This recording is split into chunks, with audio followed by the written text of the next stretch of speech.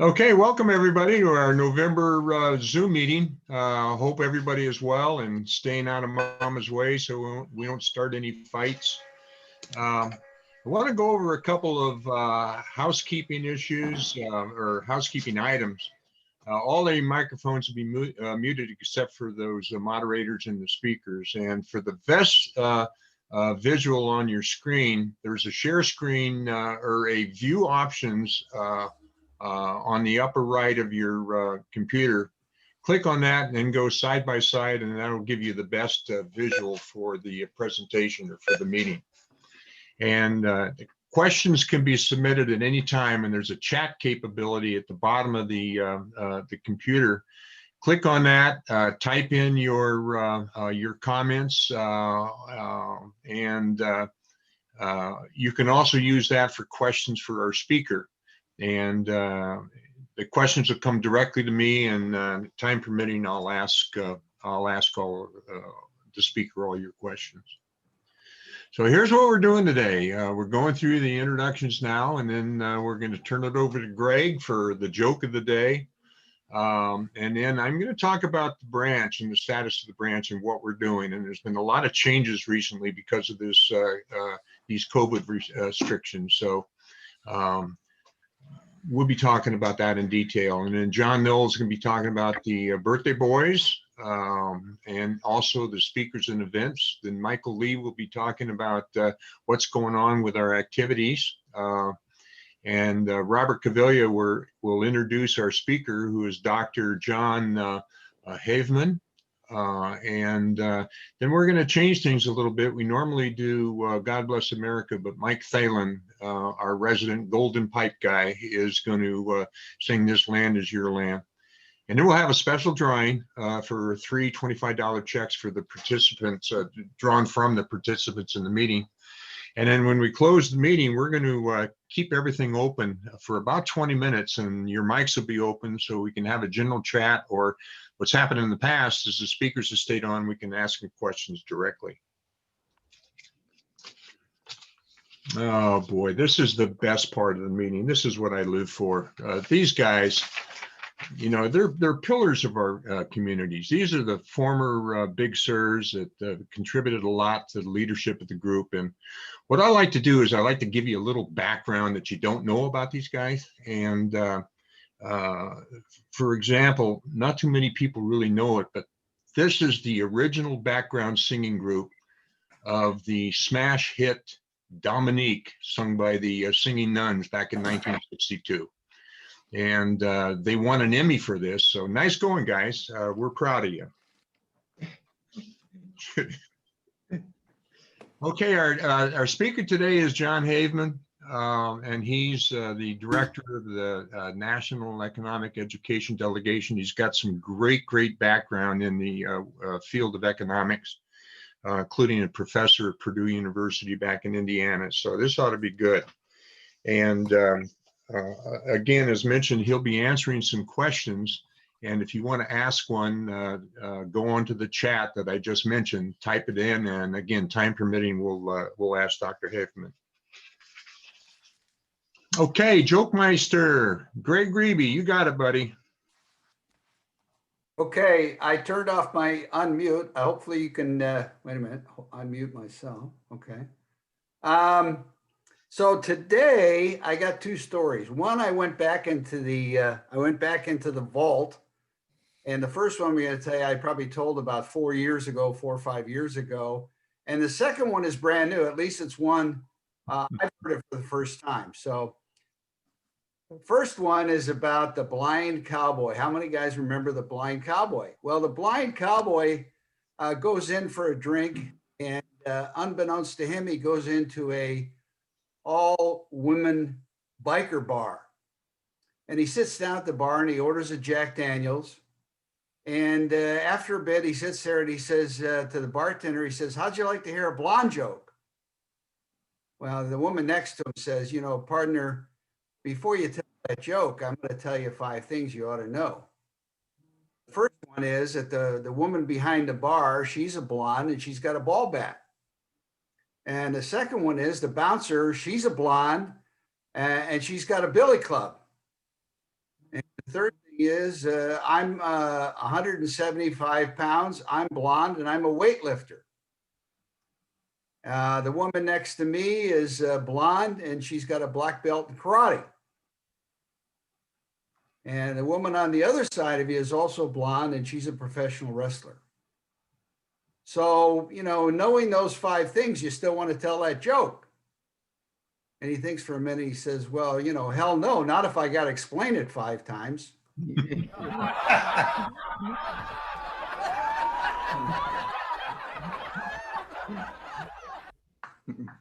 The second one is about a woman that gets married and she's very young. And with her first husband, she has 14 children. And after the last child is born, he passes away and she gets married again. And this time she has 17 children with her second husband. And after the last child is born, you know, he passes away. Looks like some of you may have known this one already, but he passes away and she gets engaged to be married for a third time. But unfortunately, before they get married, she gets very ill and passes away. So at the service, the pastor gives a nice sermon, and it says at the very end, he's at the gravesite and he looks up and he says, well, finally they are together. And so one of the parishioners goes up and says, Father, do you mean with her first husband or with her second husband they're together? Oh, I meant her legs. Yeah.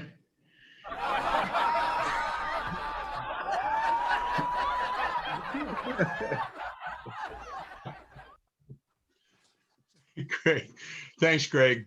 Want to talk a little bit about what's going on with the branch. And as you can probably guess, this virus is really creating havoc with all public gatherings.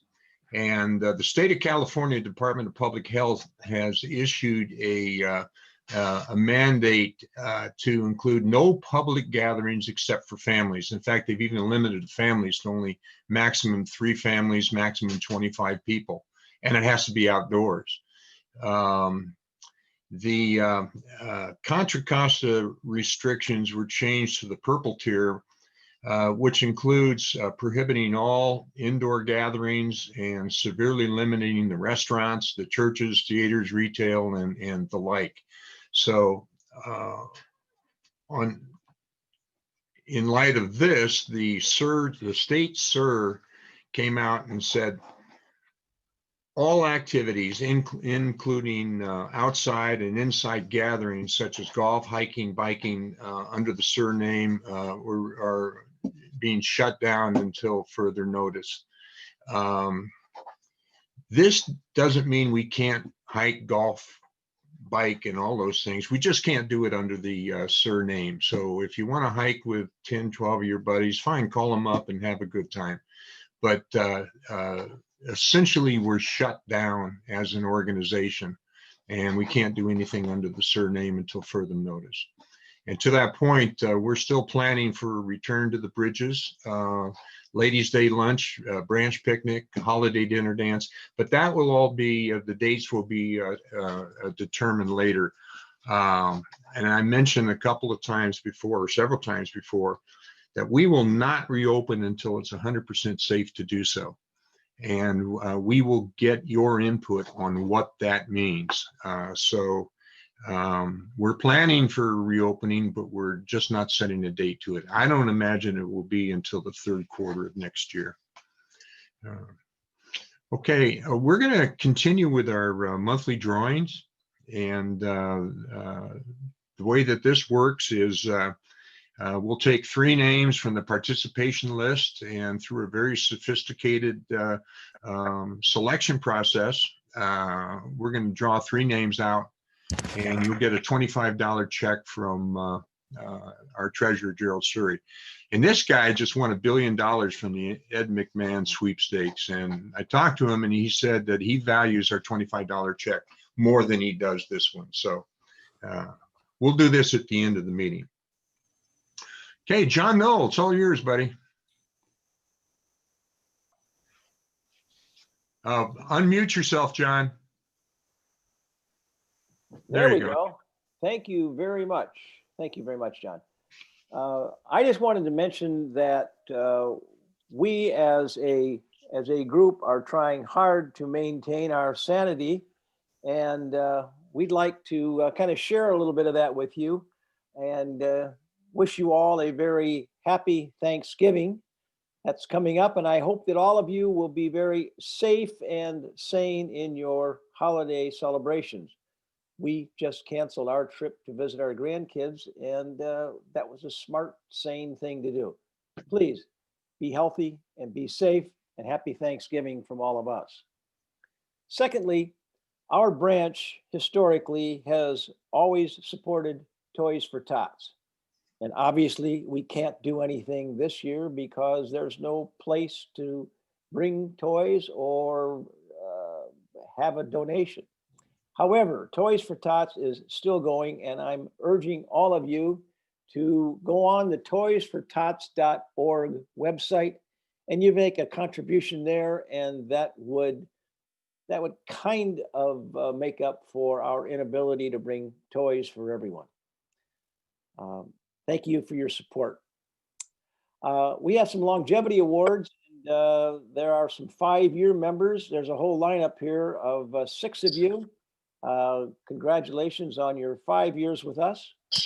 And we're going to move on to a little bit longer time with 15 years. Two gentlemen, Bob Duran and Dick Gilpin, are celebrating 15 years with us. And lastly, we have Gary Anderson reaching a 20-year mark. Our congratulations to all of you, and thanks for keeping the Sir spirit alive. We are celebrating a goodly number of birthday boys. There's a couple of names in here. Former Big Sir Marston Watson is here. Some names you might remember. And Danny, cue up the choir and take off.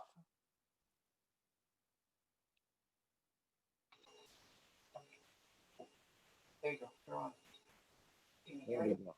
Happy birthday to you. Happy birthday to you. Happy birthday. Happy birthday. Happy birthday to you.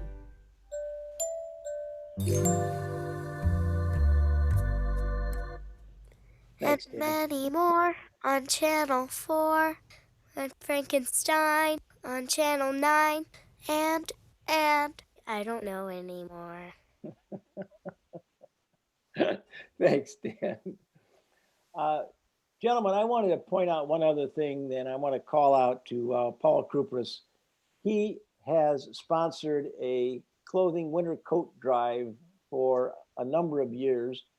And I think over the last 4 or 5 years, he's given away over 1,000 coats to needy families, needy individuals. If you recall, in the past, we had a chance for us to bring coats to our meetings.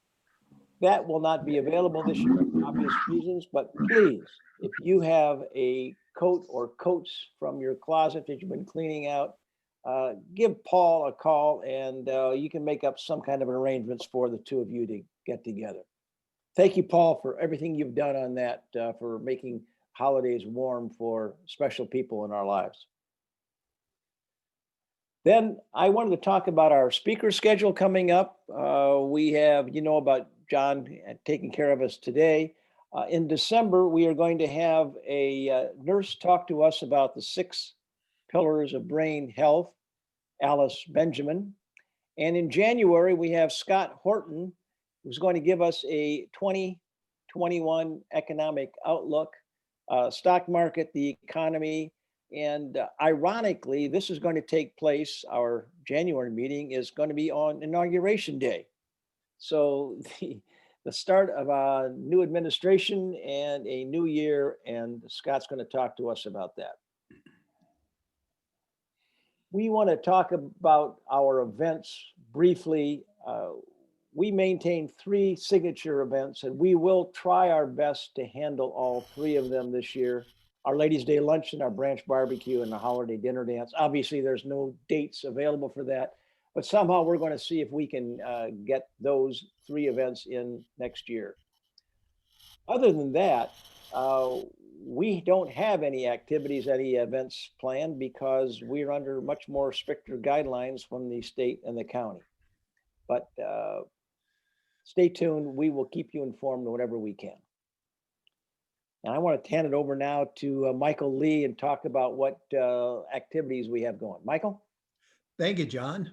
Well, as Big Sir John Kent mentioned, based on the current California Department of Public Health requirements, there will be no in-person SIR-sponsored meetings, lunches, or events of any kind until further direction is received from SIR state leadership. And again, this doesn't mean you can't call your buddies on your own to golf, hike, bike, etc., as long as you can meet the local health directive requirements. So virtual activities on Zoom include the Morning Book Club, which meets using Zoom. This will meet on December 7th, and they'll be discussing The Spy and the Traitor by Ben McIntyre. It's the thrilling Cold War era true story of Oleg Gordievsky, the Russian whose secret work helped hasten the collapse of the Soviet Union. Sounds interesting? If you're interested in joining, call Al Huda, and he'll send you the link for future meetings. The Evening Book Club will discuss Lies My Teachers Told Me by James Lowen on December 15th. It's a study of the bias in American high school history classes. Sound like some of my classes. Book Club number 3 is reading The Evening and the Morning by Ken Follett. The story concerns the gradual creation of the town of Kingsburg and of the many people who played significant roles. They'll meet on November 25th at 3 p.m. Fantasy football. As of the conclusion of week 10, there were no longer any undefeated teams. Bob Lyons suffered his first loss of the season, but of course remains in first place with a 2-game lead with only 3 weeks to go before playoffs start. There are only 6 teams competing for the final 4 playoff, so it's very competitive and they're all in the running. Investing's final meeting of the year will be held on December 9th on Zoom. At this meeting, year-end tax considerations and 2021 tax strategies will be presented by Jamshed Gandhi, CPA. They will also discuss what to look for in a financial advisor with Greg O'Donnell. And additionally, they'll review the winners and losers of 2020. STEM has no virtual meetings in December, and their next meeting will be in January. And all of their groups' past meeting materials are available on the STEM activity page on the SIR website. The SIR 128 Wine Fellowship continues to offer a Zoom wine happy hour where they explore different varietals, regions, and countries. This month, they tried various sparkling wines, which didn't seem to score very highly with the group. So I'm sure they'll be trying something else next time.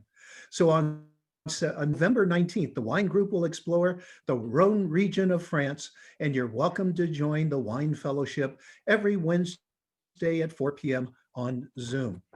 So for more information about any activity, sign on to the activities page of our website at sir128.com.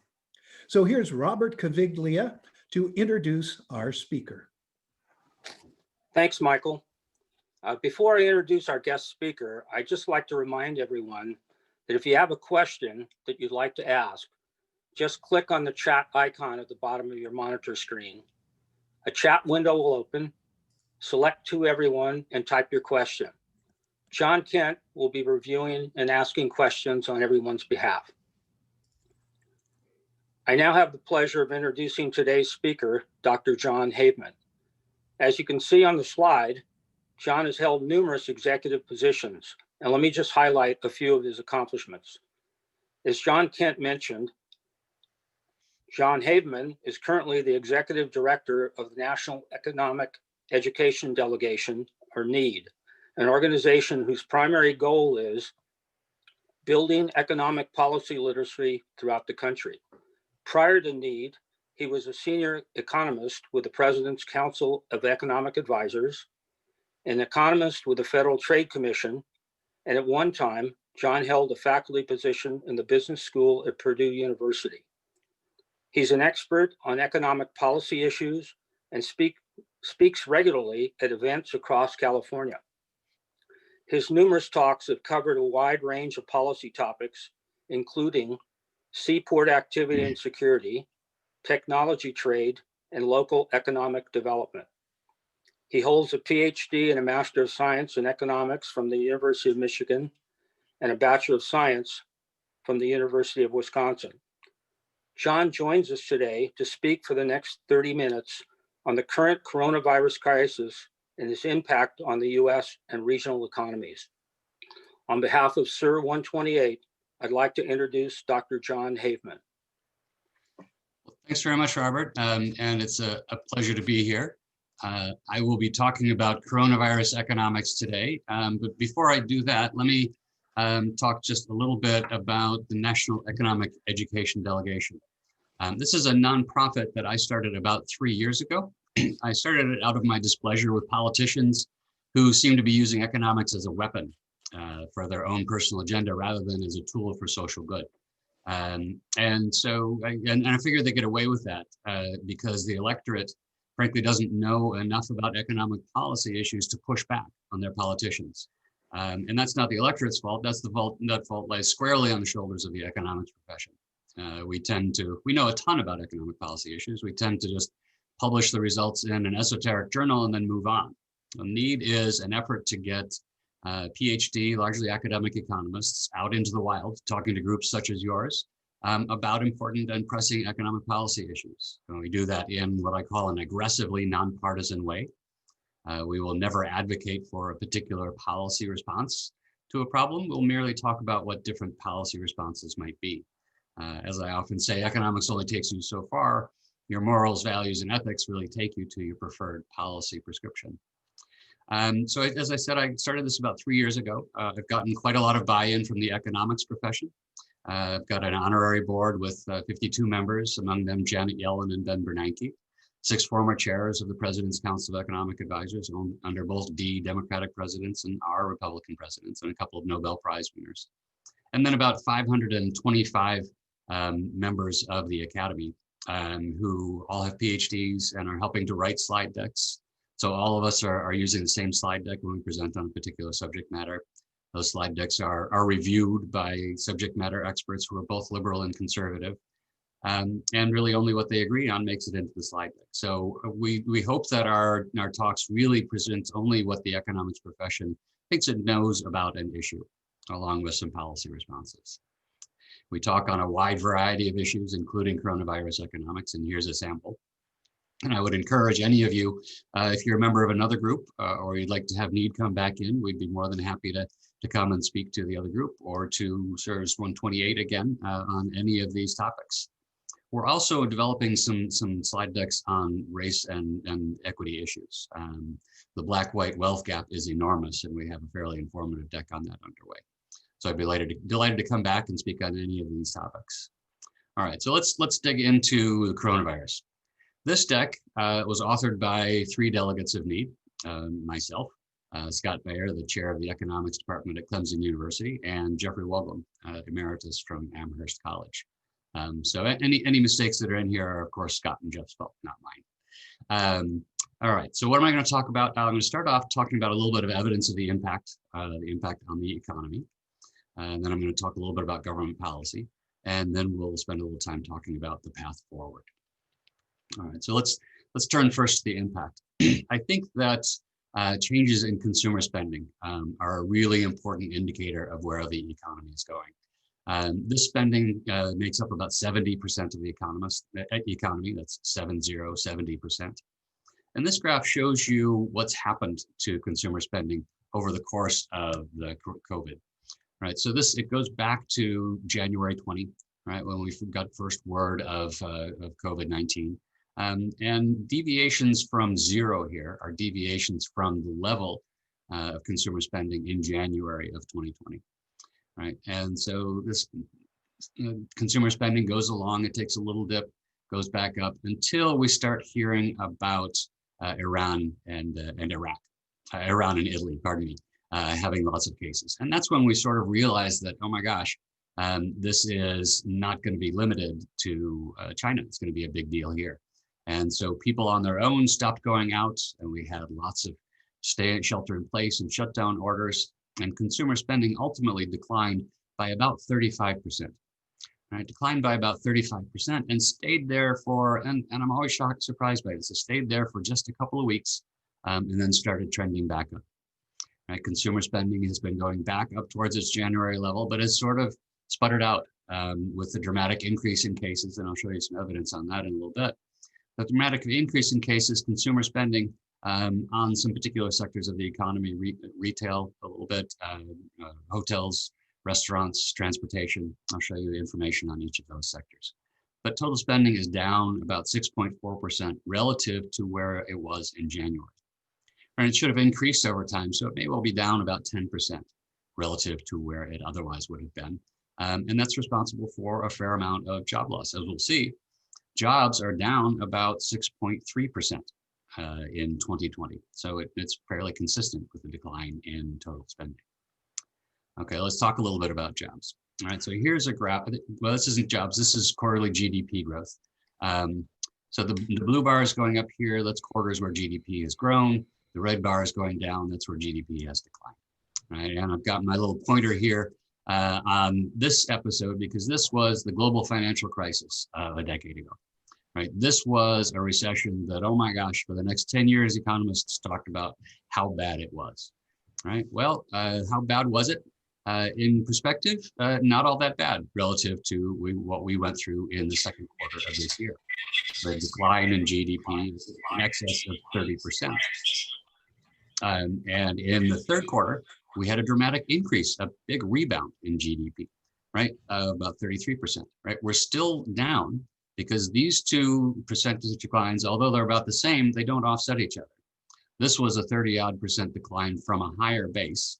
This was a 33% increase from a lower base, right? So let me show you sort of where we're sitting now. And so here's a graph that has GDP starting in the fourth quarter of 2019, right? And we call that 100. So we can look at deviations from that in sort of percentage terms, right? And so in the first quarter of 2020, we had a decline of about 1.3 percentage points in GDP. Then in the second quarter, we had that massive decline down to about 89.9% of where we were in 2019 Q4. So that's down about 10.1 percentage points. But we've bounced back significantly, right? So now we're down about 3.5%. We're down about 3.5% relative to where we were at the end of 2019, but we're down about 5% relative to where we think we otherwise might have been, right? Because again, GDP would have grown over this period were it not for the pandemic, right? So we're still down about 5% below trend. That's GDP. Now we can turn to jobs. So this is similar to the GDP graph. The blue bars going up represent job gains. The red bars going down, that's job losses. This is on a monthly rather than a quarterly basis. And here again, we can look at the global financial crisis. If I had shown you this graph just a year ago, right, this would have looked like a mountain of job losses. We thought it was horrendous. 700,000 jobs were being lost in the peak months of the global financial crisis.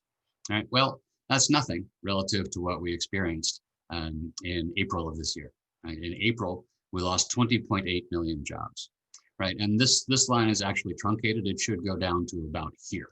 But if I did that, then everything else, there would be no other information on the graph. So we lost 20.8 million jobs in April. May, June, July, August, September, and October all saw job increases, but the rate of job increase has been slowing dramatically.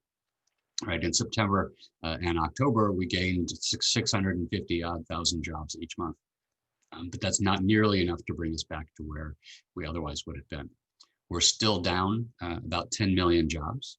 Right? We can look at the decline on an annual basis. This is job growth, employment growth in each year through October. Right? Through October of this year, we are down 6.3% in terms of jobs. Right? That's a big decline relative to even what we experienced during the global financial crisis. Right?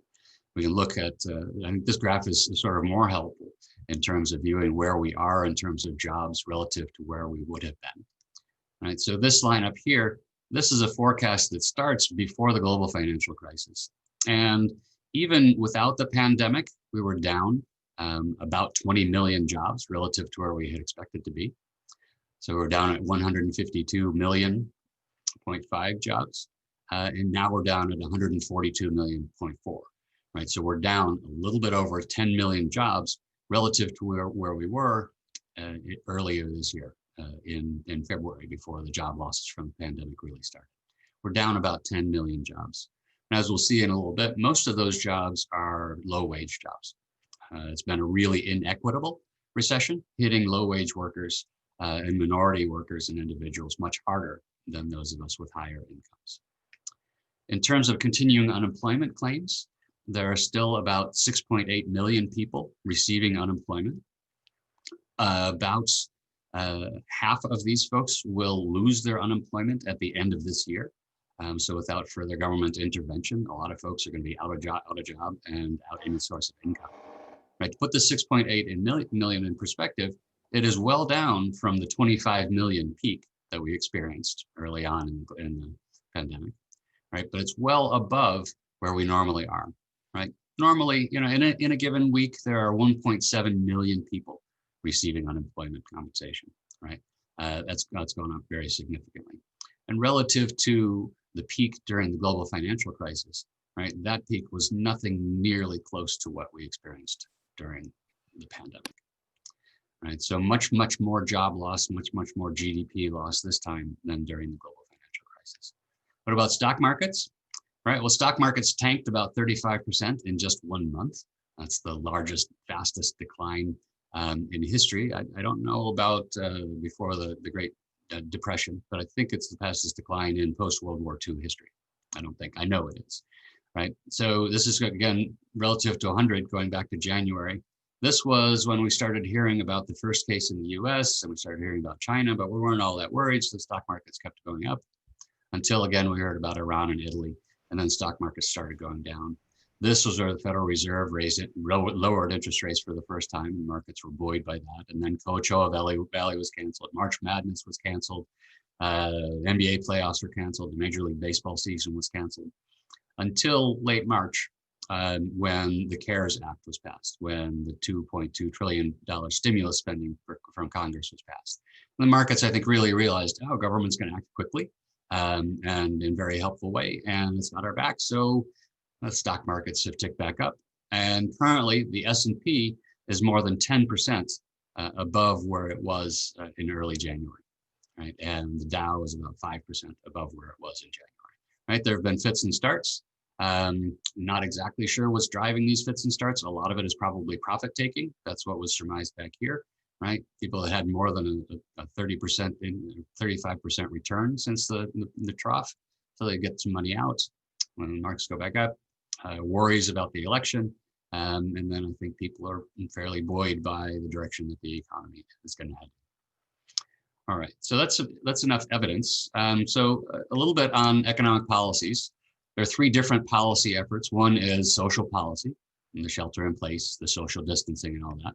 There's fiscal policy, that's the spending by Congress. And then there's monetary policy, actions taken by the Federal Reserve. And let me talk just a little bit about each of those. I'm going to spend a little bit of time on social policy, because I think this is important. And in my experience, not a lot of people really understand what shelter in place and mask wearing and business closures are intended to accomplish. So let's say we didn't do any of that. This red area would be the trajectory of the number of cases on a daily basis, right? From the beginning, number of cases would rise pretty quickly, and they would get up here to this fairly high level, right? And then they'd come down sharply, perhaps because of herd immunity, who knows?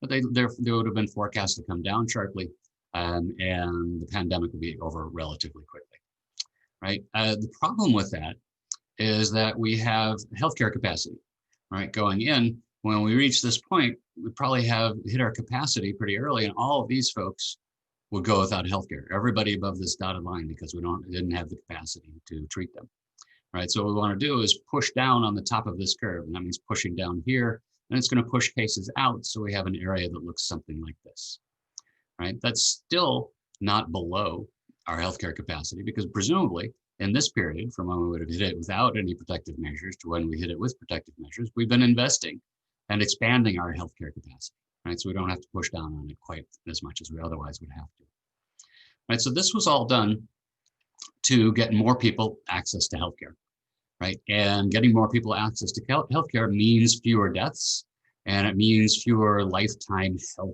adverse health outcomes from having COVID, right? So the fewer deaths and the reduced health maladies, economists spend a lot of time trying to value these things. And from some estimates, we could put a value on the lives saved of about $5.2 trillion, right? So we benefit by doing this to the tune of $5.2 trillion worth of lives and health outcomes saved. So 5.2 trillion, that's the benefit of doing this, right? But we all recognize that there's a cost, and sheltering in place and closing down businesses, we're hurting the economy, right? So let's look at the costs. If we didn't do anything, right, then arguably the economy would be hurt slowly, and it would trough at a relatively high level, and then bounce right back as things went away. Right? With protective measures, however, we're going to get an injury to the economy that looks something like this, right? We're shutting things down, so the injury is abrupt and severe. The trough is much lower than it otherwise would have done, and the economic impact goes on longer and longer, right? And so the cost is the difference between these two areas, right? And a bunch of economists have estimated that at maybe $1.2 to $2 trillion, right? So we got benefits of $5.2 trillion and costs of, say, $2 trillion, right? So that's a net benefit of $3.2 trillion. So this kind of addresses the question that was asked early on: is the cure worse than the disease? Right? And economists were pretty uniformly of a mind saying, no, the cure is not worse than the disease. We get big net benefits from saving lives relative to the costs to the economy. Right? So that's where the story ended, and where I would have ended this about a month ago. But then cases started rising again, right? And so we're going to have to go back into shutdown. We're going to have to impose more protective measures. So what we're effectively doing is making the graph with protective measures look something like this, right? It's getting extended out in time, and that gives us additional economic costs. It's also giving us additional deaths, right? So we're reducing the benefits and we're increasing the costs. So if we keep managing this pandemic as badly as we have been, it's likely that maybe we should have just let it run its course. I don't know that for a fact, and I hope that that's not true. But as badly as we're managing things, the costs relative to the benefits are getting significant. So I'm hopeful that we'll learn our lesson, and with this latest increase in cases, we'll get it under control, and then we will work hard to maintain it under control to reduce the costs that we're incurring on the economy. I want to put up a profile of new cases that we've been experiencing, right? So this was the big jump early on, and then we got things under control. This is nationwide, right? And then we had Memorial Day, we had Labor Day and cases and July 4, and then cases started popping up again. We started getting things under control, and then we had Labor Day, right? And more people going inside. And so coronavirus new daily cases are more than twice as high as they were during our summer peak, right? So the reach of the coronavirus is really extended throughout most of the country. And here's the same profile for California, right? Well, California has managed things relatively well. Now, early on, we managed things really well, and then we let it get out of control. We brought it back under control, and now cases are increasing again, right? We aren't in a situation that the country as a whole is in that cases are still below their peak. But this trend isn't good, and it's relatively clear that we will exceed our previous peak. Right, so a little bit more on policy. The fiscal policy, this was what I call social insurance, not stimulus, because it's more designed to get money out into the economy to people who need it, to companies who need it, and to spend money on healthcare and public health and medical supplies and finding a vaccine and a lot of money for testing. Right, so there was a lot of money spent, about $3 trillion. Important thing about this graph is that the last thing that Congress did was in April 24, And that was designed to last about 2.5 months. And now here we are about 5 months beyond that. Right. So we've got a lot of injury out there in the economy, and Congress is so far failing to do anything about that. I'll talk a little bit more about that in a minute. Monetary policy. This is the Federal Reserve. They have two primary objectives. One is to stabilize the economy and maintain liquidity of the system. Right. By maintaining liquidity of the system, make sure that there's still borrowing and lending going on, making sure that lenders feel comfortable allowing borrowers to borrow. And they've done that in a wide variety of ways, reducing their traditional interest rate, shoring up debt and structures, and injecting cash into the system. They've injected cash into the system by buying about $3 trillion worth of US treasuries, right? And shoring up existing debt and structures. What they've done in this case is the Main Street lending program, where they're actually lending and shoring up loans to small businesses in a way that the Federal Reserve never has. Right, so the Federal Reserve, I'll argue, has come through very well. My thoughts on policies to date: the costs are enormous, trillions of dollars of spending. We're doing it very quickly. It's a little out of date now. We did it very quickly, and I'm hopeful that we'll get new social insurance coming pretty soon. The Federal Reserve, as I was saying, monetary policy has been heroic. So I give Jerome Powell and the Federal Reserve an A+. He took Ben Bernanke's playbook, added a few of his own, and ran with it, doing virtually everything they can. And I think most of us have heard Jerome Powell pleading for more stimulus and social insurance out of Congress. Right, the fiscal policy grade, I'm not as enthusiastic about what Congress has done. They had to get money out fast, and so they did it, and that's good, but it's not clear to me that it's been as efficient as it might have been. A lot of money went into the hands of people who didn't strictly need it. I have friends at wealth management companies who got big PPP loans and just ended up giving it back because it was clear that they were going to have no use for it. If you look at Black-owned small businesses, on the other hand, they got very, very little in the way of PPP. And is it the right strategy to maintain employer-employee ties? Denmark did things differently. They paid employers to maintain folks on the payroll so that things can bounce back more quickly.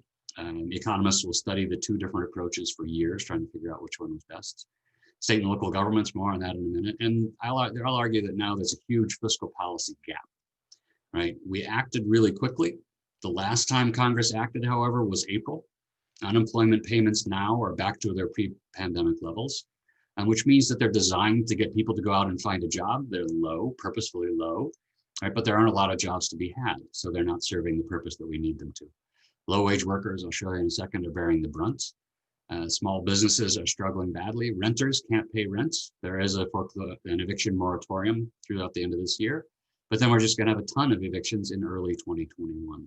Right? Better we should subsidize renters now so that they can keep making their payments and their landlords can keep making their mortgage payments. Lines at food banks, and then state and local governments are slashing budgets, right? And it's really at the state and local government level where the rubber hits the road for a lot of us. Police and fire and education services, right? So this is a trajectory. It's much like the graph that I showed earlier. This is the trajectory of state and local government employment. So here again is the global financial crisis. Here's where we would have expected to be, about 21.8 million people working in state and local government. After the global financial crisis, we had big declines, right, as they were making cuts because of cuts in revenue. They've bounced back to about 19.9 through the early part of this year. And now massive cuts in jobs, right? About 1.4 million jobs at the state and local level have been cut. And if they don't get some assistance from the federal government, then that's going to be a problem, right? What's the prospects here if there is no general federal aid this year? I will argue that there are going to be massive cuts in things that are very important to all of us. In terms of government revenue, right, this sort of illustrates it. This goes back to July of 2019. The black line is for the US as a whole, state governments in the US as a whole. And the orange line here is California specifically, right? So this represents about, in July of 2019, about a 7% increase in revenue over 2018. In February of this year, we had a 20% increase in revenue over 2019. That quickly went away. March was down, April down significantly. May, so California state revenues in May were down 42%. Right, this is much, much deeper than happened during the global financial crisis. So you can only imagine the cuts that are going to happen at the state level. And California's finances were in great shape. We had a rainy day fund going into this, and that fund is long gone, right? So now we're going to have to get into a period of cuts. And I mentioned that low wage workers were doing worse in this than high wage workers. Here, high wage workers are defined as those making above $60,000 a year. Jobs there have actually increased. Those making middle wages between 27 and 60K, those are down about 4.5%. And low wage workers, their jobs are down about 19, almost 20% since January, right? So it is low wage workers, those most in need of help from the federal government, who are really struggling. Right? So the failure to pass more social insurance is helping the most needy among us, is hurting the most needy among us more than most of us. In terms of small businesses, again, these are graphs very similar to the first one that I went through. This is January 20, and deviations represent deviations from January 20. Right, so small businesses in retail and transportation, as of the end of October, they were down 20%. Small businesses in education and health services down 22%, and in leisure and hospitality down 42%.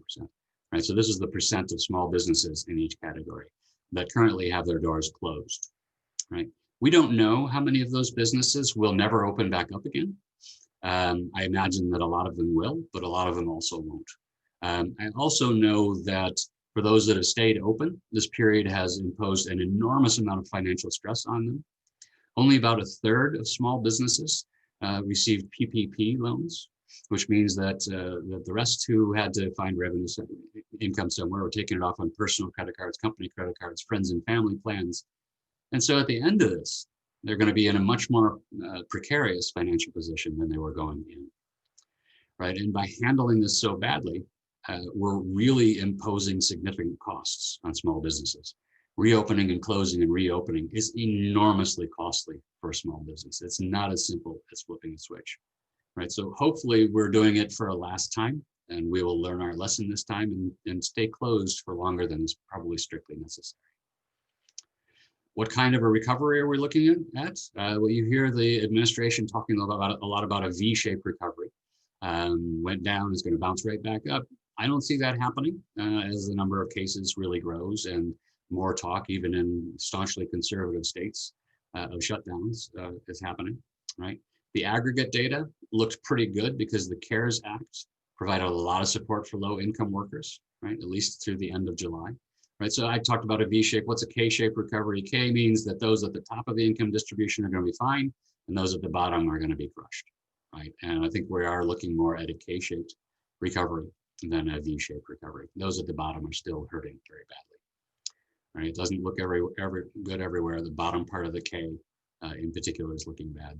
Right? Employment of low-income workers is low. Small firms are hurting. Hard-hit sectors include those that hire low-income workers. Right? State and local governments are going to be shedding jobs. Right? And I think the recovery, we could think of it as a K, think of it as a V. I don't know. K isn't very helpful in terms of what's GDP going to do. Right, so I prefer the Nike swoosh. Right? We went down fast. We started coming back up fast, but now we're really going to approach where we were before very slowly. Right? It's probably going to be 2023 before we recover the level of economic activity that we had in January. At the end of 2019. So 2023 before we recover where we were, and probably 2029 before we recover where we otherwise would have been. Right? Because remember, between the end of 2019 and 2023, the economy would have grown, right? So that sets the benchmark for recovery a little bit higher, and that may not happen until 2029.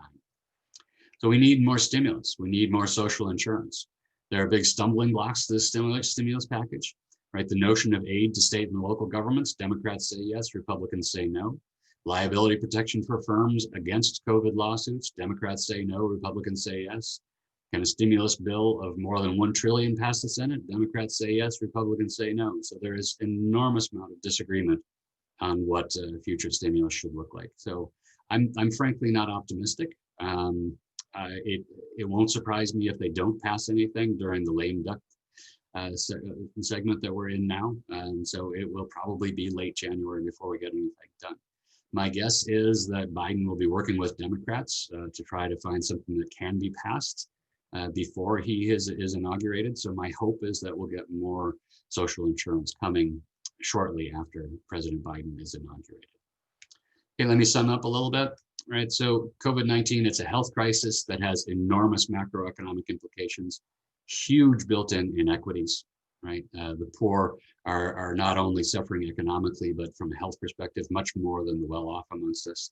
Going to be huge structural changes, right? This telecommuting, there will be a lot more telecommuting at the end of this. I don't agree with Jack Dorsey at Twitter, who says employees never need to come back to the office.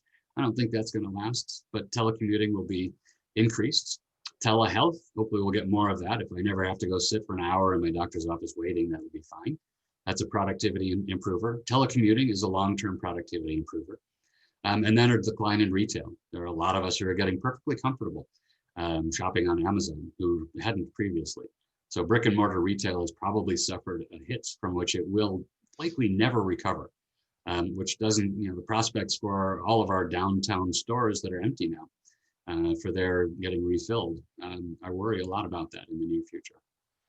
GDP this year probably going to contract between 3 and 6%. Depends on how bad the contraction is yet in the rest of this month and December. Positive growth will likely return in 2021, but again, not back to where we were until 2023. Government spending induced all the growth that we saw in Q3. The spending is stopped, so the growth will also stop. Enormous policy gap, right? We need the federal government to be spending more. We need more help. We're getting more hunger evictions, foreclosures, and additional deaths. The stress from economic stress from economic strains can lead to deaths. Loss of GDP of maybe 4 to 5%, and unemployment declines maybe 4 to 5 points. There were a couple of economists, this was maybe 6 weeks ago, who in the New York Times said what we really didn't need to do was shut the economy down for 3 to 4 weeks, just shut it down, reduce the caseload dramatically, and then we can open up, and that would be better from both a health and an economic perspective. 3 weeks ago, I would have said, I don't think that's a good idea. I'm leaning more in favor of it now. With plenty of aid going to low-income folks in our country. But that may be the only way that we really get this shut down. We need a mandatory shutdown for a lengthy period of time. I am truly worried about our economic prospects going into 2021. I'm hopeful that this last increase in cases that we've been experiencing will be the last increase in cases that we experience. Very hopeful that the vaccines prove to be as reliable as they seem to be. I'm very hopeful that their side effects are minimal, and very, very hopeful that we can get them distributed in a timely fashion. I heard an expert, I think it was Fauci, mentioning that, this Thanksgiving, he's very worried about what's going to happen, but hopefully things will be back to normal by next Thanksgiving. I really, truly hope that we're back to normal before next Thanksgiving. At any rate, that's what I have to say. I'm happy to, I'll stop sharing now. Here's some information about need. I will send this to Robert in the hopes that he will send it on to all of you by email. But for now, why don't we go ahead and stop sharing? Good, you're all still there. I'm never sure of that while I'm speaking. And I'm happy to take questions for as long as you would like. Great, Dr. Haveman. Thank you very much. We do have a number of questions that have been sent in, and if you can, bear with us on this, would appreciate it. Regarding the economic impact due to the government interventions that you mentioned, such as the shutdowns and the retail closings and things like that, is the worst behind us, in your opinion? Even if there is another shutdown, are we going to get better at it? I do think that we'll get better at it. I think that the shutdown will be more targeted than it was before. We have a much better understanding. We are a lot smarter now than we were 8 months ago about what drives the virus. Hopefully word will get out to just wear a darn mask, right? When things went really to pot, people weren't wearing masks. So I'm very hopeful that, we'll experience another decline in economic output. I wouldn't be surprised if the Q4 number ends up being negative. But it will be nothing like we saw in Q2. It seems like we're getting very, very innovative, the American way that, we can't do something, we try to do other things and they seem to work. And I just wonder if that trend is going to continue to where the economic impact will not be as drastic as it was in the past when we had that shutdown. Your thoughts? Yeah, I think for sure. I mean, when we sheltered in place and we shut a bunch of things down, people just seized up, right? The only thing we were going out to buy was groceries. Yep. Right. Yeah. And now we know better. Well, yeah, and the grocery retail is enhanced their delivery services, so we're getting around that. Yeah. And in your opinion, John, what's the retail market going to look like going forward? And going forward could be any time after next year. I can't define when going forward means, but Yeah. what's the retail business going to look like? Yeah, much more of it's going to be online. Wow. The share of online, the share of retail that went to online prior to the pandemic was about 11%. The latest figures, which I think are for September, showed it up at 16%. I could see it going up to 20% by the time this is over, and maybe bouncing back a little bit to 17 or 18%. But I think that's where we were destined to go anyway, maybe not until 2027, 2028. So this has accelerated a trend that was going to happen.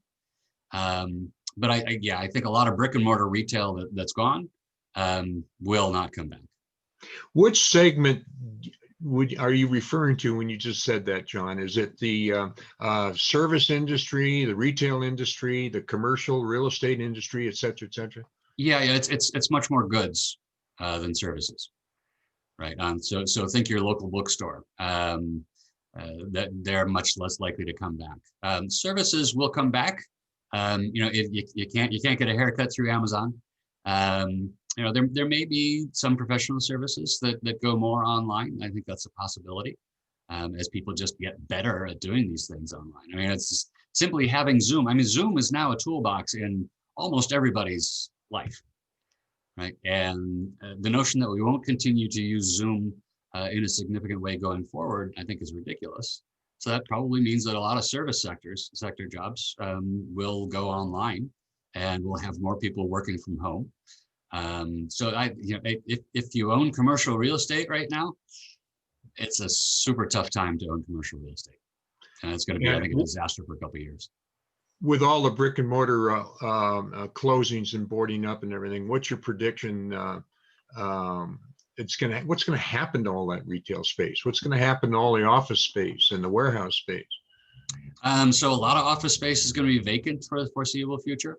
A lot of the main street retail, I'm guessing, and I am guessing that a lot of it will be filled with restaurants. Mm-hmm.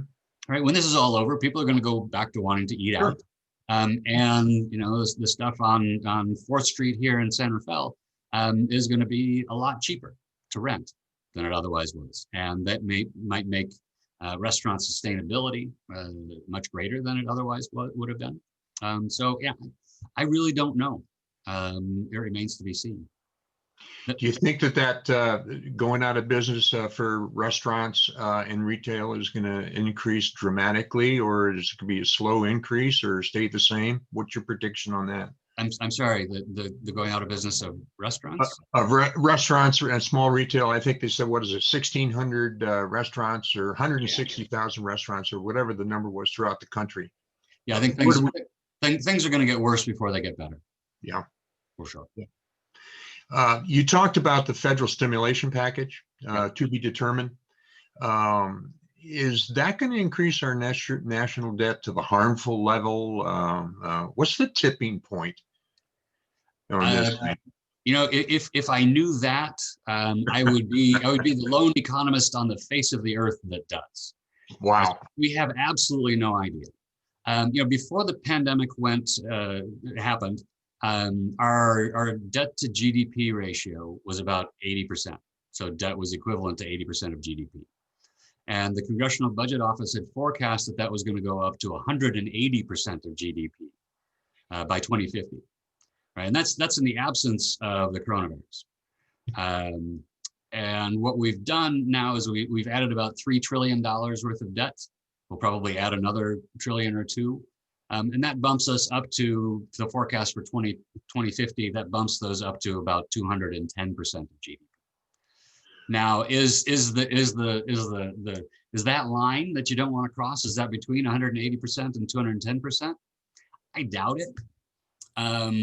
It might be. It might be at 100%, 150%. I don't know. I know we don't want to cross it. That would be economic Armageddon. But you know, what I'm hopeful is that the spending that we're doing now, and we have to do it. Even the most conservative of economists, even the greatest fiscal hawks out there, will say, "Yeah, we have to do this. We don't have a choice." Hopefully, all of the spending that we're doing now will encourage our politicians to really get their act together on the other side of this and say, look, we had policies that were unsustainable. They were going to take us up to 180% of GDP anyway. We need to change that trajectory, change that basic trajectory and get things under control. Whether that means, you know, changing the parameters of Social Security, raising the cap on income that's taxed. I think President-elect Biden wants to start taxing incomes above $400,000. So there'd be a hole in the middle there, whereas, you know, sort of ostensibly middle-income folks wouldn't see an increase in their Social Security taxes, but high income would. There are a bunch of, you know, the really frustrating thing about being an economist is that you look at these problems and you say, well, here are very simple solutions. And the economics behind all of these things are really pretty simple. It's the politics that makes them extraordinarily difficult. Gotcha. So I'm hopeful that at the end of this, the economics will start to dominate the politics, but hope springs eternal. As an economist, as a family man, as a citizen of the community, regarding and given what you just said about the stimulus package, regarding that, what gives you personally the most heartburn? Personally, the most heartburn is the low-income workers that have lost their jobs or have lost hours. They are, and their kids. I'll be honest with you, it's their kids who are now having to learn remotely. And my son is in a school that's about 50% Latino and mostly low income at that. And you know, he says that a lot of those kids who are his friends, they just don't show up to online classes. Right. So I think my son is falling behind where he otherwise would be. And I think that low income kids are falling behind even more. So they're already behind the 8 ball and now they're getting crushed. That's what gives me the most heartburn. How is our country relative to other countries throughout the world? How will we stack up against how they're doing on this COVID impact? Not very well. Not very well. You know, we didn't do the shutdown as well as many other countries did, and so our initial hump was much bigger than that in other countries. We are doing the reopening much less well because we're doing it much more quickly. We're going back into shutting down a little bit less quickly than other countries are. So we are experiencing significantly higher rates of infection and deaths than are the vast majority of the other developed countries. John, you mentioned earlier that state and national income is way down. State and local government revenue? Yes. Yeah. Yes. What drives these numbers, and where's the biggest shortfall coming from in this income generation? Yeah, well, so at the state and local level in California, right, sales taxes are way down. Income taxes are way down, right? The government has been backfilling a lot of lost income, but that government backfill is not taxable at the state level. You know, property taxes are holding up reasonably well, as residential real estate markets are doing okay. But it's really personal incomes that have gone down and are reducing revenue for the state. Okay. Who benefits most from this? Would it be the online companies such as Amazon and things like that? And do you just see that as an industry in itself getting larger and larger and larger going online? I do.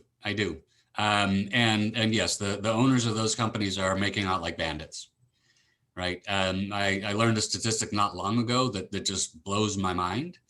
The wealthiest 15 individuals in the United States, 15 individuals, have more wealth than the bottom half of all households in the United States.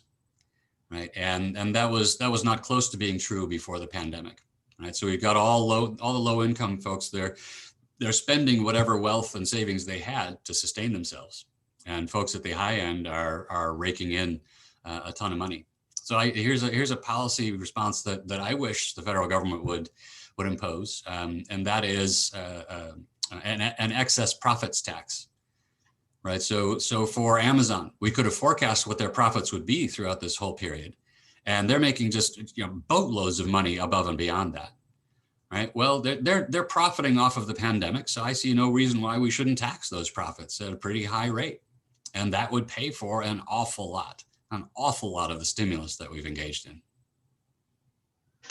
If you can take one dart and throw it to the board, where do you think we're going to end up, say 6 months from now, 18 months from now, as a country as it relates to the economic impact? Yeah, six months from now, I'm not very sanguine. I don't think that we're going to be much better off than we are now. 18 months from now, that takes us into 2023, and I'm hopeful that we have recovered our economic levels of late 2019. But we will not have made a full recovery because a lot of businesses have gone out of business. A lot of companies have gone out of business and won't start up again. A lot of people will be loath to start businesses because they lost a lot of money throughout the pandemic. And it's going to be really hard to get the economy back to where it otherwise was. You mentioned you have children in school. What do they have to look forward to when they're ready to have a family of their own? Oh, well, so my son's 12. So by the time he's Hopefully it's having a long a family time now. in 20 years, things will be fine. Well, and even kids, I really feel for the kids who are starting, would have started college this fall or who are starting college next fall. Right.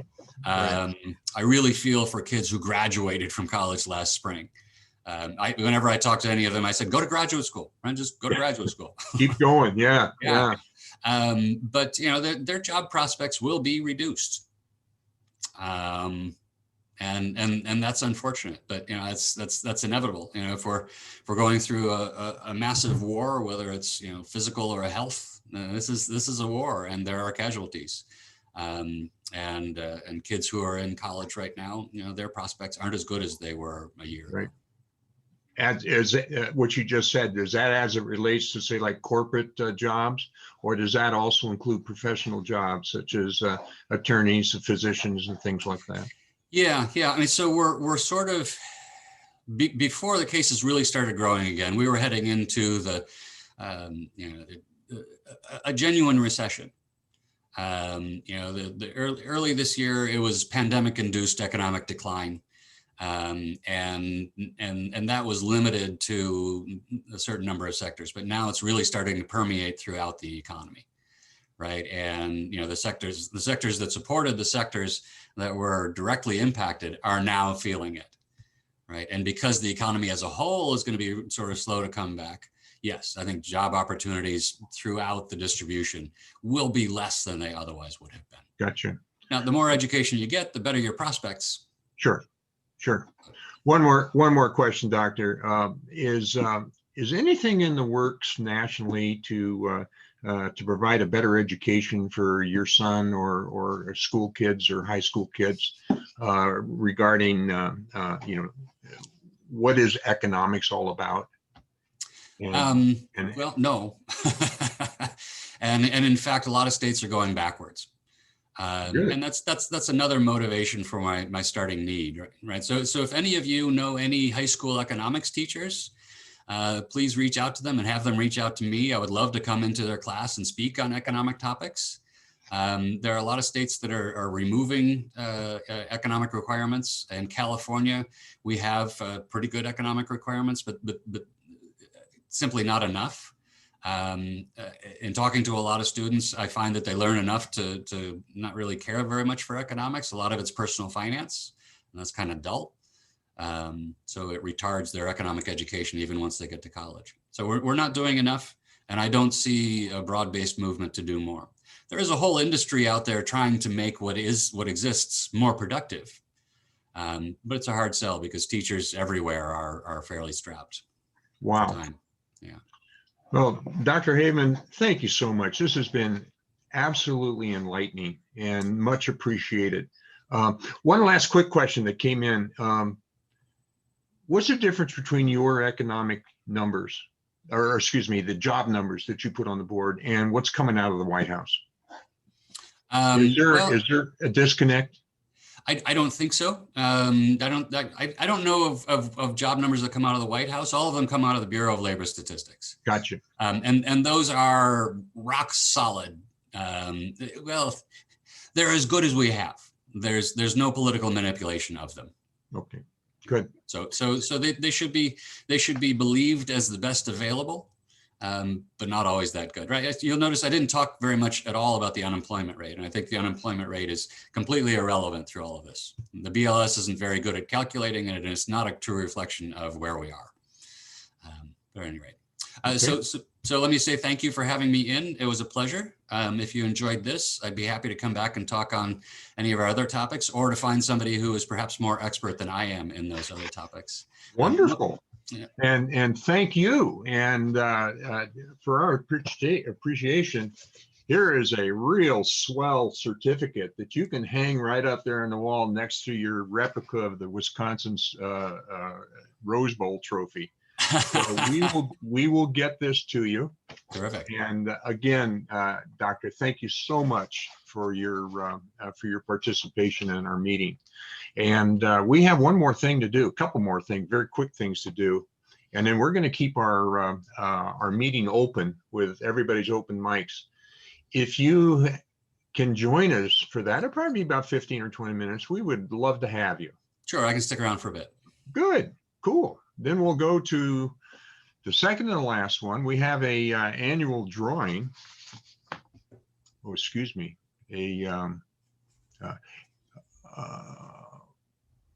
I'll tell you what, before we do that, Mike Thalen, our Golden Pipe version of Kate Smith, is going to sing that "This Land Is Your Land" for us. So if you can do that, Mike, then I'll do the drawing later. Okay, can you hear me? Yep. Perfect. We switched our songs from God Bless America this month because November is Thanksgiving. We thought we have a lot to be thankful for, despite some of the things we've been hearing in the marketplace. So we chose "This Land Is Your Land," a song that's been around for over 75 years, and hope you all enjoy.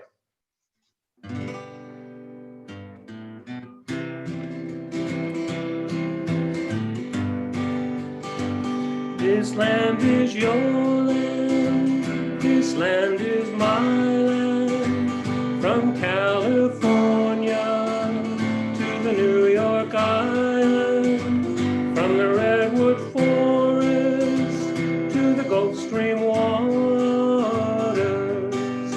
This land was made for you and me. If I was walking that ribbon of highway, I saw above me that endless skyway. I saw below me that golden valley. This land was made for you and me. This land is your land, this land is my land, from California to the New York Island, from the Redwood Forest to the Gulf Stream waters. This land was made for you and me. I've roamed and rambled and followed my footsteps to the sparkling sand of the diamond desert, and all around me the voice was sounding. This land was made for you and me. This land is your land, this land is my land,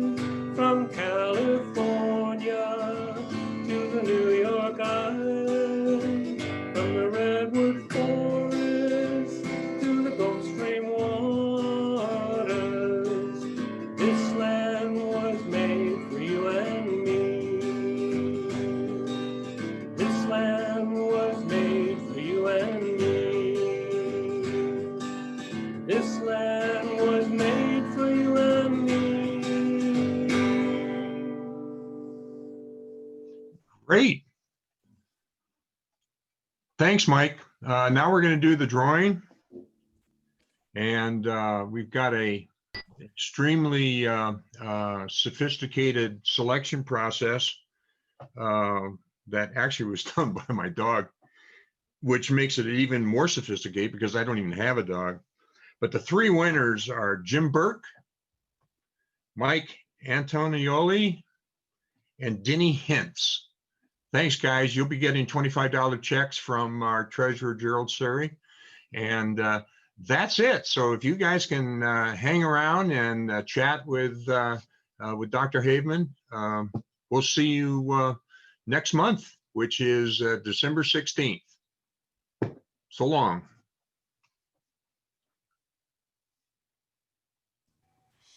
Okay. Oh, he's in your group? That's no, Mike Thelen is in the group and well, 6 others. Yeah. Your book. The three names again? Mike's a singer. He sings. Yeah. Gerald, the three names are Jim Burke, Mark Antonioli. Wait, Mark?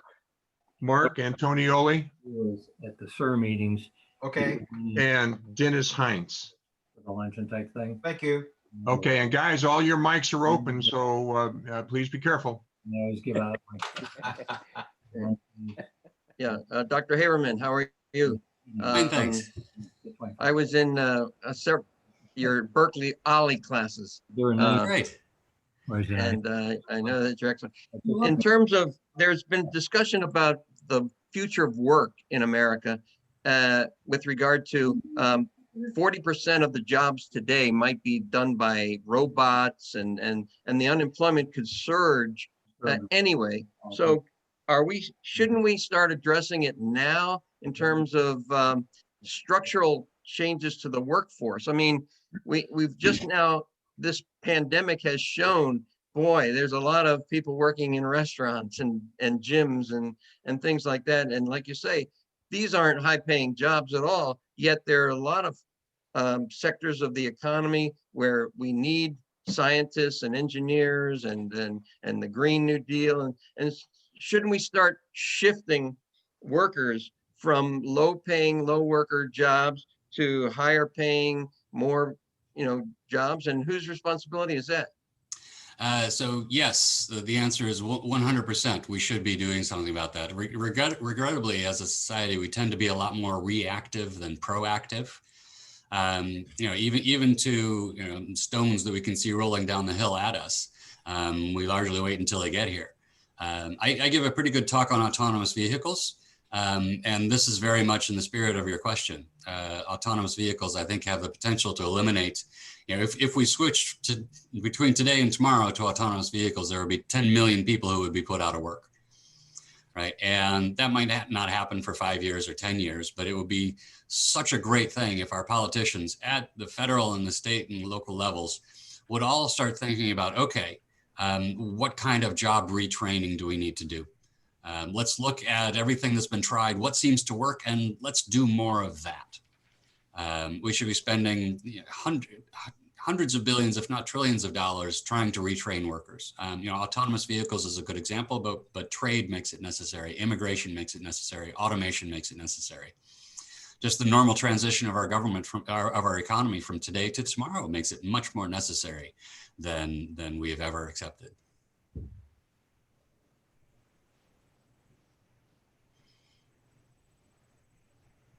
I asked also a question about reparations from China for COVID damages.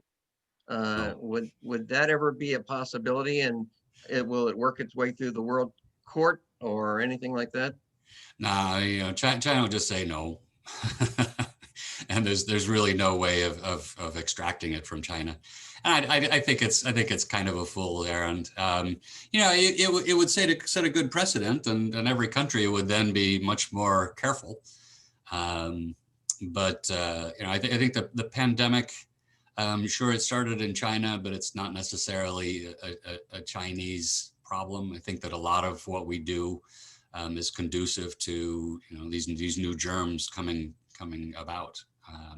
So I think that rather than try to get reparations from that, I think we should all just take a lesson from what happened and figure out how we can change the way that we do things that would cause it to be less likely to happen.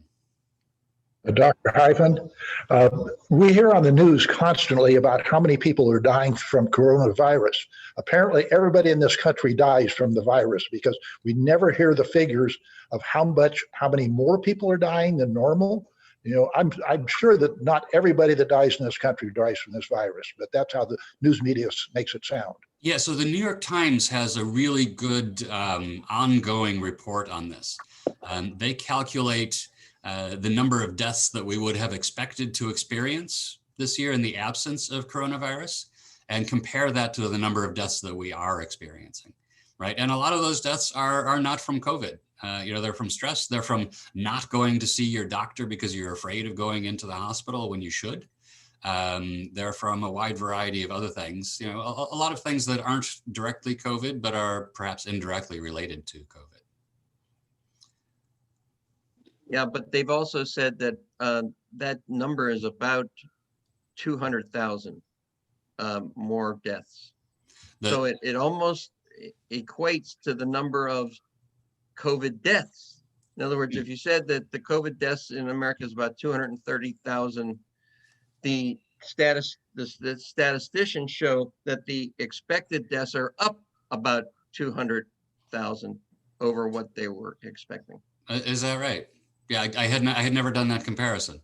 So that suggests that partly because for a number of months this year, none of us drove anywhere and we didn't get into any traffic accidents, and 40,000 people a year are killed in car crashes. So it could be that other risky behaviors that we would have engaged in, we didn't. Dr. Haveman, what are your thoughts on our trade policy with China under the Biden administration? Well, I think it's been a tragedy under this administration, doing enormous harm and frankly not very much good. My guess under a Biden administration is that he will not come in and just remove all of the tariffs from the Trump administration. We'll probably selectively remove some, leave others in place. That is to sort of back up and start talking to our allies, start talking to Japan and Europe, and start doing what I wish this administration had done in the first place. And we have legitimate grievances with China. And it's just a matter of how you approach it. And we took the lone cowboy approach, and it hasn't been very effective at all. So my guess is that he'll backtrack some on the tariffs that were imposed, and that moving forward, we'll move forward as a coalition of like-minded countries who feel like China should change its practices. Thank you. Doctor, can you talk about two things? One would be passing of an infrastructure bill, and second, moving to jobs in the solar and wind environment, and its effect on moving forward in our economy. Yeah, so I think both of those things are important. I think spending on infrastructure, I don't remember exactly what the grade is we're getting from the Society of Civil Engineers. I think they're the ones who put that together, but I think that our grade is C- or D+ range.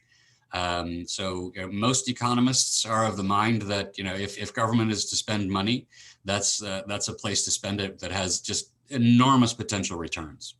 Right, just think about down at the pothole level, right? It doesn't cost that much to fix a pothole, but if you don't fix it and 1,000 cars drive over it, that incurs a much greater cost to society than fixing the pothole would. So we should be fixing, potholes both big and small, and by that I mean shoring up bridges and shoring up all kinds of infrastructure nationwide, shoring up water infrastructure. In terms of infrastructure, what I'd like to see is I would like to see an effort on making sure that access to broadband is universal. All right, we had efforts to dramatically increase transportation infrastructure, electrical infrastructure, water and sewer infrastructure. I think that broadband, frankly, is today's electrical. Right, it's hugely inequitable, and frankly not all that expensive, and the return from doing it is probably pretty large. In terms of jobs from green technologies, from solar and the like, I think that there is a lot of low-hanging fruit there. And it's low hanging fruit in part because of what it would do to combat climate change, right? You know, here, especially in California, I think we get it, right? The impact of climate change is going to be really significant. It's happening now, and it's only going to get more severe. So we need to be heading in that direction of cleaning up the economy. Why are we moving so slowly in those two areas, though? Boy, infrastructure, you got me. You know, infrastructure, I have no idea why it's moving so slowly. I imagine it's because everybody wants the billions of dollars to go into their district. And so they're unwilling to say yes to something that sends money to other people's districts. So our political system is a real bottleneck. In terms of going green, well, you know, I think it's only been recently that a lot of members of Congress have started admitting that, yes, climate change is a thing. There has been so much contra marketing the notion that climate change is an issue that you know, there are non-trivial parts of our populace and significant members of both the House and Senate that are still climate deniers, and so impossible to get action done given that there are so many politicians. And the states are going to have to drive change. And I think states are. California is largely at the forefront. I would argue that we could do things differently, but I applaud the efforts that the state has engaged in thus far. There's been a few white papers and a couple programs like Dr. Oz, where they have food experts that come on and say, if you change your diet and go to these foods like mushrooms and broccoli sprouts and things like that, and they show that builds up your immune system. And food education is non-existent here in the country. We're talking about masks and social distancing, whereas the cost, a very low cost effort that is educating people as to how to build up their immune system by the foods they eat is not being undertaken. Now, I would love to have you as an economist show that is a very efficient economic solution to people getting sick. In other words, if they would just eat the right, 8 or 10 different foods, they'd build up their immune systems. They wouldn't have, it would fight the virus. They wouldn't incur medical costs. And there would be a tremendous trade-off economically between the costs we're spending on vaccines and therapeutics versus just eating 10 foods that would help you. Yeah, so I haven't seen the research on that, but I would be shocked if the return on that sort of investment weren't greater than fixing potholes. Right? If you want to drive down healthcare costs, you drive down rates of diabetes, drive down rates of heart disease, drive down rates of all these maladies that are very, very expensive to deal with and are clearly related to diet. Right? We've got this food pyramid. Hey, here's a food pyramid. Knock yourselves out. That's the end of it.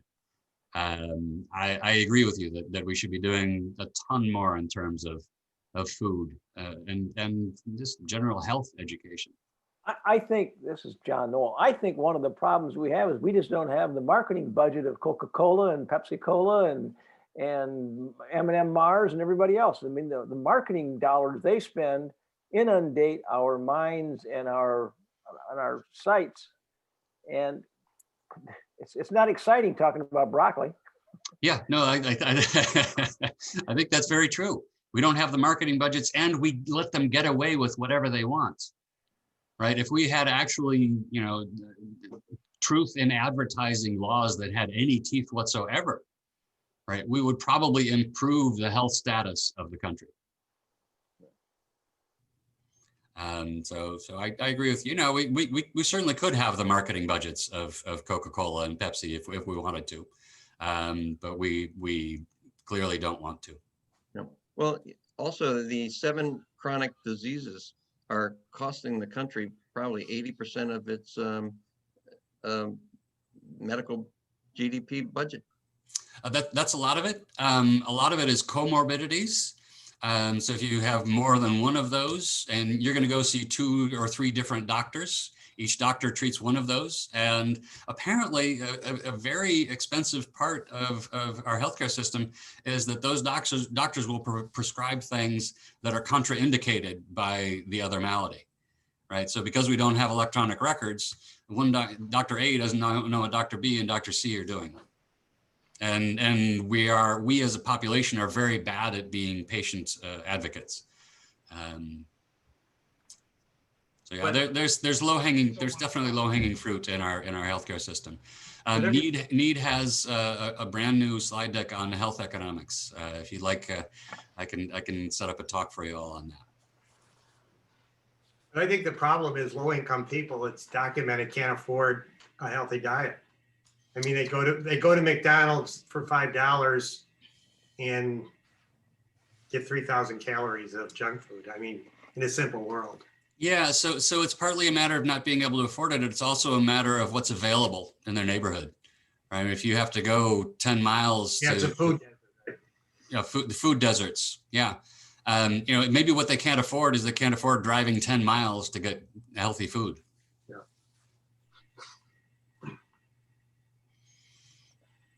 Thanks, Dr. Haveman. Great presentation. Well, my pleasure. Thanks so much for having me in.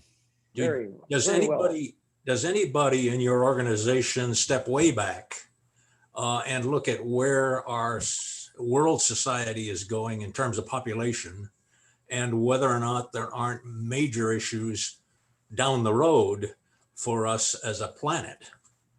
Yeah, so there are definitely major issues for us down the road, but they're easily avoided. The population issue it's only a problem insofar as it's only a problem if we keep treating the earth the way that we've been treating the earth. And so here's a statistic that I learned not long ago that if everybody stopped eating meat and we took the same amount of food and energy that was devoted to producing the food that we eat now, if everybody transitioned to a plant-based diet, we could feed the world 7 times over with the energy that we're putting into growing cows and other sources of meat. Now, I'm not advocating everybody go plant-based, but that's merely to say that we treat the earth really badly. And if we treated it better, the population growth is far from an issue. I mean, you just look at the central United States. And there's a lot of land there where we can park people. Yes, but is there water? Sure. Lots of water. That's where we grow an awful lot of food, partly because there's a lot of water. Now, we could have another dust bowl, but other than that, the Midwest does pretty well. Thank you.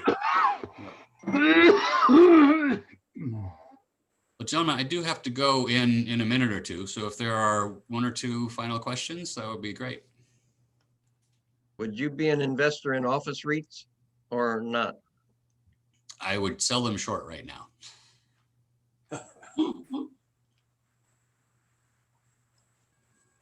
So I have one question, and I apologize because I'm taking us back to a subject that's not immediately on the virus. You commented on the work that we're doing about warming. Having spent some years working in the Soviet Union, and now former Soviet Union, and in China, if we look at the planet, we look all the efforts being made in the United States, kind of the elephant in the room is China, India, and some elements of former Soviet Union. How, in your view, how do we address the global issue of warming and climate when the biggest offenders are on the sidelines? Yeah, well, I may be in the minority, but I really do feel that we have to do everything we can. And if we don't, they're not going to do anything. Right. So the argument is, why should we do it if they're not going to do anything? Well, if we don't do it, then they're surely not going to do anything. That gets more into the politics of the issue. And as an economist, I hesitate to really head too far down that road. But I think, and partly just we're responsible for so much of the carbon that's up there. That we probably ought to take that responsibility on our shoulders and just say, okay, look, we're going to do everything we can. We're going to target net zero, and we're going to balance what we do with the environment, with what we do to or for the economy. But we're full speed ahead at trying to solve this problem because it's huge. We've been an enormous contributor to the problem. We'll take that responsibility, and it's really important that you join us in that effort. Yeah. Okay. Thank you. You bet. Good. Right, so I do need to go. So if you will, I'll close by thanking you for having me in. And I am the executive director of a nonprofit. So if you enjoyed this, any donation would be appreciated. There's no donation either too large or too small. And I did send Robert an email that hopefully he'll forward to all of you with links to the NEED website. Good. So Good. thanks for having me in, and I'll look forward to coming back in sometime.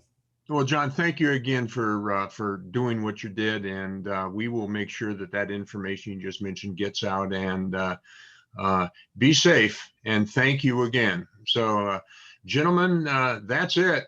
If you can please log out.